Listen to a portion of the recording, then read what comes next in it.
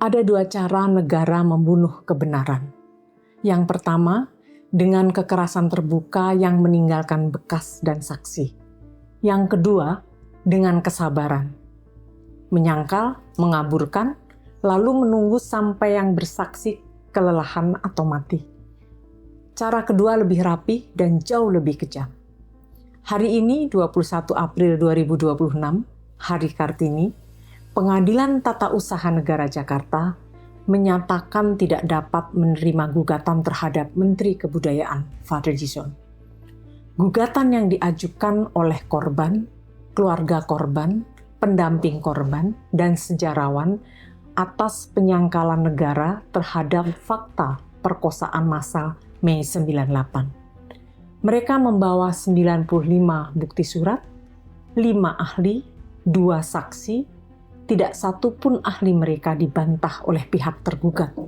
Hakim berkata, bukan wewenang kami. Dan para penggugat dikenai biaya perkara. Renungkan sejenak di sana. Seorang ibu dari anak perempuan yang dibunuh dan diperkosa pada Mei 98 sebelum sempat bersaksi kepada pelapor khusus PBB, hadir di ruang sidang. Ia datang membawa nama anaknya, membawa nama semua ibu yang tidak bisa hadir. Dan kini ia harus membayar biaya perkara. Bayangkan itu. Negara yang gagal melindungi putrinya 28 tahun lalu, kini meminta bayaran atas keberanian ibunya menuntut keadilan. Ini bukan kekalahan prosedural. Ini pernyataan sikap. Untuk memahami apa yang sedang terjadi, kita perlu membaca dua tindakan Fadlizon bukan sebagai dua peristiwa yang kebetulan berdekatan, melainkan sebagai satu gerakan yang koheren. Pertama, proyek penulisan ulang sejarah nasional yang dalam dokumen resmi Kementerian Kebudayaan disebut terang-terangan sebagai sejarah resmi. Ketika para sejarawan dan aktivis HAM yang tergabung dalam aksi menolaknya, Fadli mundur di kata-kata, itu hanya ucapan. Tetapi proyeknya berjalan, tanpa konsultasi publik yang sungguh-sungguh. Dan dengan editor yang kemudian mengundurkan diri karena tidak ada kebebasan konseptual.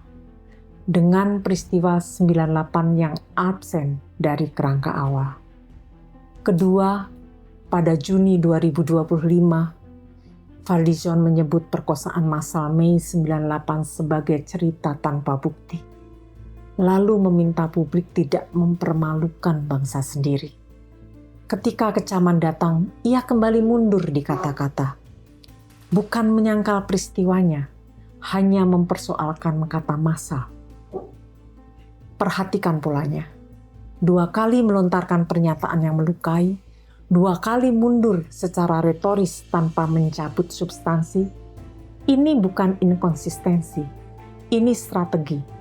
Menanam keraguan, membiarkan keraguan mengendap di ruang publik, lalu berlindung di balik perbedaan diksi. Hannah Arendt menulis bahwa kebohongan paling berbahaya dalam politik modern bukan yang terang-terangan, melainkan yang bekerja dengan mengaburkan batas antara fakta dan opini sampai publik tidak lagi tahu apa yang boleh dipercaya. Fadlizon tidak berkata perkosaan itu tidak pernah ada, tidak. Ia berkata tunjukkan buktinya.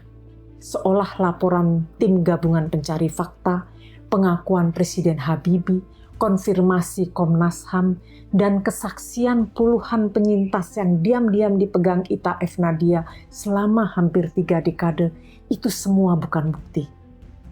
Meragukan adalah cara paling santun untuk menghapus. Ada ironi yang menyakitkan dalam jabatan ini. Seorang Menteri Kebudayaan seharusnya memahami bahwa kebudayaan suatu bangsa tidak hidup hanya dalam prasasti dan lukisan sadas. Kebudayaan hidup dalam cara sebuah bangsa memperlakukan luka-lukanya sendiri. Jerman tidak menjadi bangsa yang beradab karena berhasil menutupi Holocaust. Ia menjadi beradab justru karena berani mengakuinya. Di monumen, di buku pelajaran, dihukumnya mengkriminalisasi penyangkalan. Di Indonesia, Komnas Perempuan lahir langsung dari puing-puing Mei 98, bukan karena negara tiba-tiba bermartabat, melainkan karena perempuan-perempuan yang selamat menuntutnya. Ketika Fadlizon mempersoalkan kata massa, ia sebenarnya tidak sedang berdebat terminologi.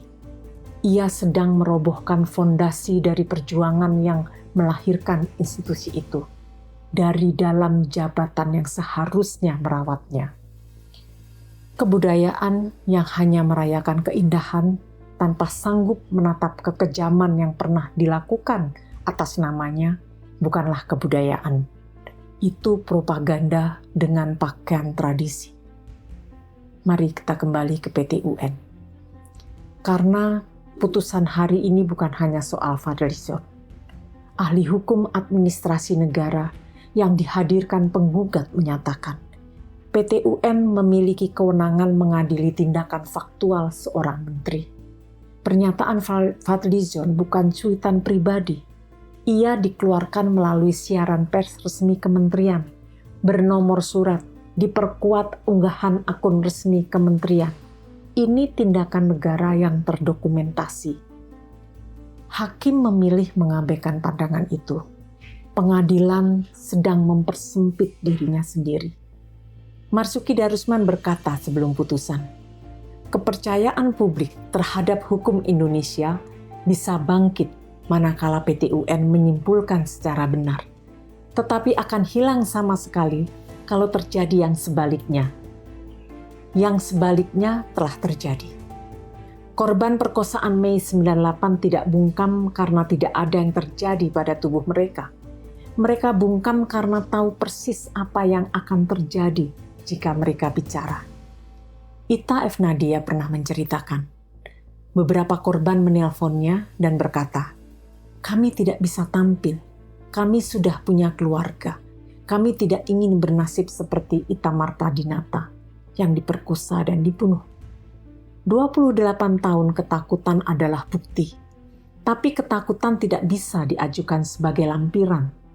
Trauma tidak bisa dinomori sebagai alat bukti surat. Dan pengadilan yang menolak sebelum menyentuh substansi memastikan ia tidak perlu pernah membacanya. Hari ini adalah hari Kartini. Kartini menulis surat-suratnya dalam ruang yang sempit. Bukan karena ia tidak tahu betapa sempitnya, melainkan justru karena ia tahu. Dan dari ruang sempit itu, ia merumuskan pertanyaan yang masih belum selesai kita jawab. Tentang perempuan yang tidak didengar, tentang institusi yang merawat kepatuhan, tentang negara yang mengaku melindungi sambil terus mengikat. Pada hari yang sama, PT UN Jakarta memutuskan tidak berwenang mendengar gugatan perempuan-perempuan yang telah menunggu 28 tahun. Kita merayakan Kartini, sementara negara terus melakukan persis apa yang Kartini lawan. Ita Nadia berkata, jika gugatan ini tidak diterima, kita harus menggugat hukum Indonesia secara keseluruhan. Itu bukan kalimat yang lahir dari keputusasaan. Itu diagnosis dari seseorang yang telah cukup lama berdiri di dalam sistem untuk tahu persis di mana sistem itu memilih untuk berhenti bekerja. Bangsa yang tidak sanggup mengadili penyangkalan atas kekejamannya sendiri bukan bangsa yang sedang membangun kebudayaan. Ia adalah bangsa yang sedang dengan sadar memilih untuk tidak menjadi beradab. Untuk para korban yang tidak pernah didengar negara, percayalah, ada yang mencatat.